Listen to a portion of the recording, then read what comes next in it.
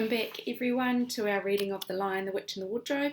At the end of chapter 15 part 1 we got to the part where Aslan is laying on the stone table dead, and Susan and Lucy have heard a great big cracking noise. The rising of the sun had made everything look so different. All colours and shadows were changed that for a moment they didn't see the important thing. Then they did. The stone table was broken into two pieces by a great crack that ran down it from end to end, and there was no Aslan.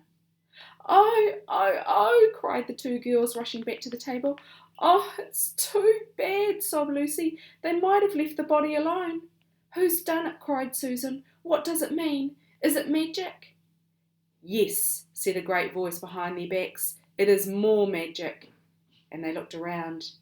There, shining in the sunrise, larger than they'd seen him before, shaking his mane, for it had apparently grown again, stood Aslan himself.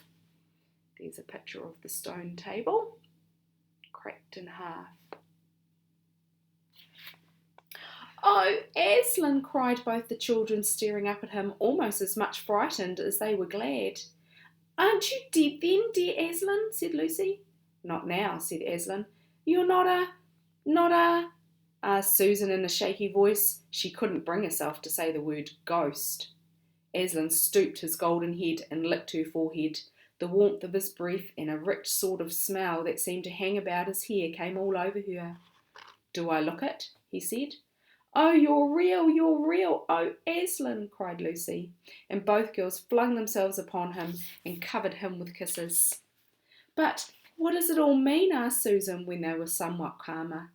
"It means," said Aslan, "that though the witch knew the deep magic, there is a magic deeper still which she did not know. Her knowledge goes back only to the dawn of time, but if she could have looked a little further back into the stillness and the darkness before time dawned, she would have read there a different incantation. She would have known that when a willing victim who had committed no treachery was killed in a traitor's stead, the table would crack and death itself would start working backwards. And now—" "Oh yes, now," said Lucy, jumping up and clapping her hands. "Oh children," said the lion, "I feel my strength coming back to me. Oh children, catch me if you can." He stood for a second, his eyes very bright, his limbs quivering, lashing himself with his tail. Then he made a leap high over their heads and landed on the other side of the table.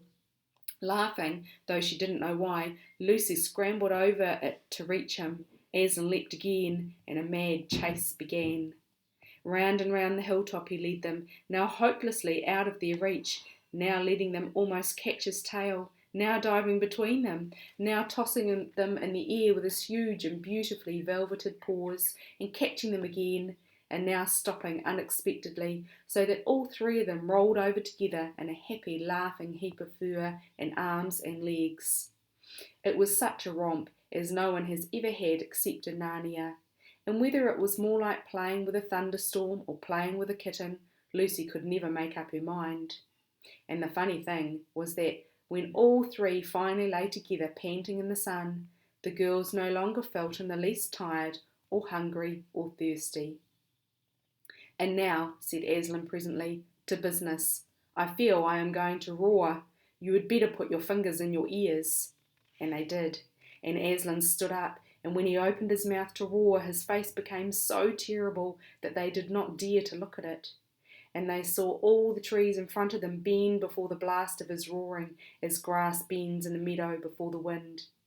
And then he said, "We have a long journey to go. You must ride on me." And he crouched down, and the children climbed onto his warm golden back. And Susan sat first, holding on tightly to his mane, and Lucy sat behind, holding on tightly to Susan. And with a great heave, he rose underneath them, and then shot off, faster than any horse could go, downhill and into the thick of the forest. That ride was perhaps the most wonderful thing that happened to them in Narnia. Have you ever had a gallop on a horse? Think of that, and then take away the heavy noise of the hooves and the jingle of the bit, and imagine instead the almost noiseless padding of the great paws.